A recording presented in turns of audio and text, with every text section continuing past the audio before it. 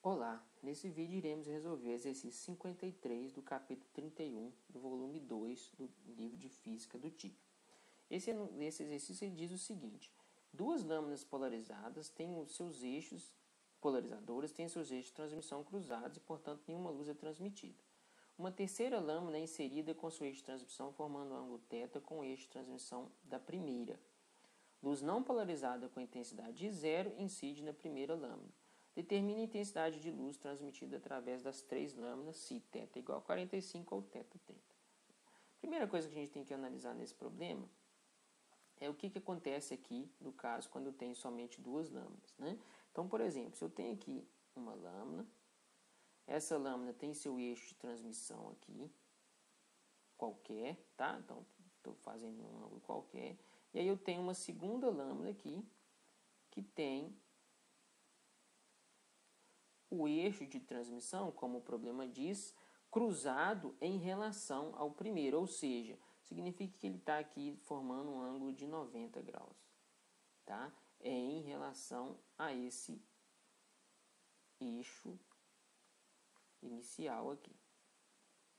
Tá? Então, esse aqui forma um ângulo de 90 graus. Né? E aí, por que eu não vejo nenhuma luz? Porque pela lei de Malus, eu sei que a intensidade de luz que vai passar aqui vai ser igual à intensidade de luz no ponto anterior.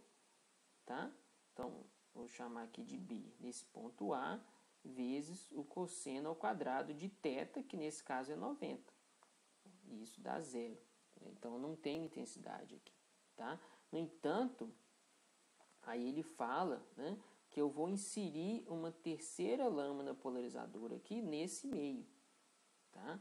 Então, eu vou falar que eu vou inserir agora uma outra lâmina polarizadora que tem o seu eixo de transmissão formando um ângulo θ aí, em relação à primeira.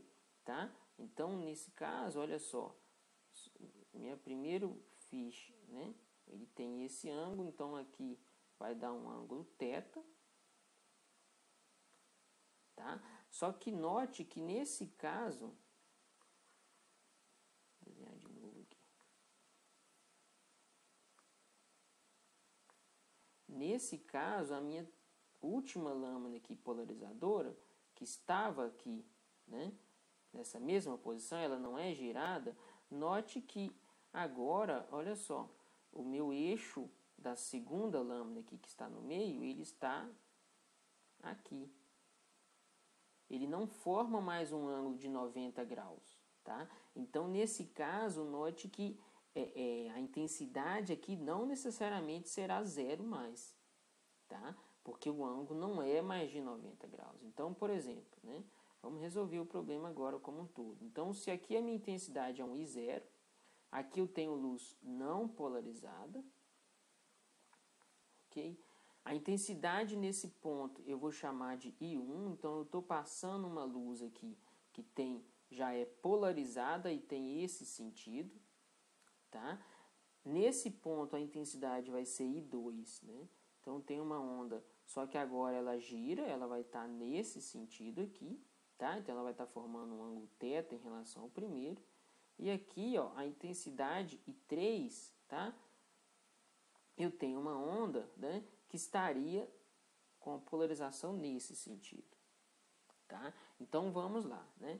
Primeiro, né, qual que seria, para mim calcular a intensidade nesse final, eu precisaria de saber as intensidades todas anteriores. Então eu vou fazendo passo a passo. Tá? Qual que seria a intensidade da luz ao passar pelo primeiro polarizador? Ou seja, qual que é essa intensidade I1? A intensidade I1, né, note que aqui é uma luz não polarizada. Tá? Então, a intensidade I1, isso aqui vale para qualquer coisa, sempre quando eu tenho luz não polarizada, vai ser sempre a metade da intensidade da luz que chega no meu polarizador. Então, se eu tenho luz não polarizada incidindo no polarizador, a luz passa a se tornar polarizada, né, na direção do eixo de transmissão do polarizador, e a intensidade vai ser metade. Tá? Então, beleza. Isso é para a luz não polarizada. Cuidado, tá? Isso só vale para a luz não polarizada. Né? Agora vamos ver o que acontece com a luz já polarizada e passa pelo segundo polarizador. Então, eu vou ter aqui um I2, né?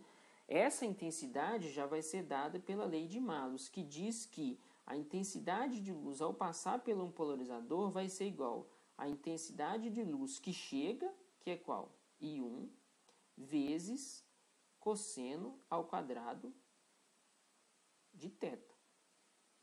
Tá? Então, cosseno ao quadrado de θ, o θ vamos pegar aqui no primeiro caso, que é 45 graus, então, já substituindo o I1 aqui, né? Então, esse aqui é I0 sobre 2 cosseno ao quadrado de 45. Cosseno de 45 é raiz de 2 sobre 2, então isso ao quadrado vai ser 2 sobre 4. Né? Então, esse aqui é 2 sobre 4, corta. Então, esse aqui dá I0 sobre 4, ok? E aí, por fim, no último caso, aí sim, a intensidade I3 vai ser o quê? A intensidade de luz que chega é o I2 vezes cosseno ao quadrado desse ângulo. Qual que é esse ângulo agora? Esse ângulo não é mais 90 graus. Esse ângulo vai ser 90 menos θ. Aqui era 90, né? Aqui formava 90 graus, se isso é θ, e isso aqui é 90 menos θ, tá? Então, esse aqui 90 menos θ, se θ é 45, 90 menos 45, continua dando 45 graus, tá? Então, de novo, né? Então, vou aplicar aqui, né? Quanto que vale o I2? O I2 é I0 sobre 4, então, isso aqui é I0 sobre 4, vezes cosseno ao quadrado de 45, tá? Ou seja, 2 sobre 4, né? Ou seja, 1 meio. Isso aqui, então, é I0 sobre 8, tá? Então, e aí na letra B a gente faz a mesma coisa, né? Então, o I1 continua sendo igual, I0 sobre 2. O I2 vai valer quanto? A intensidade anterior, tá? Só que agora, quanto que vale o ângulo? O ângulo agora é 30, né? Então, isso aqui vai ser cosseno ao quadrado de 30. Cosseno de 30 é raiz de 3 sobre 2, tá? Ao quadrado, então, isso aqui é igual a I0 sobre 2, raiz de 3 ao quadrado, então, dá 3 sobre 4. Então, isso aqui vai dar 3I0 sobre 8.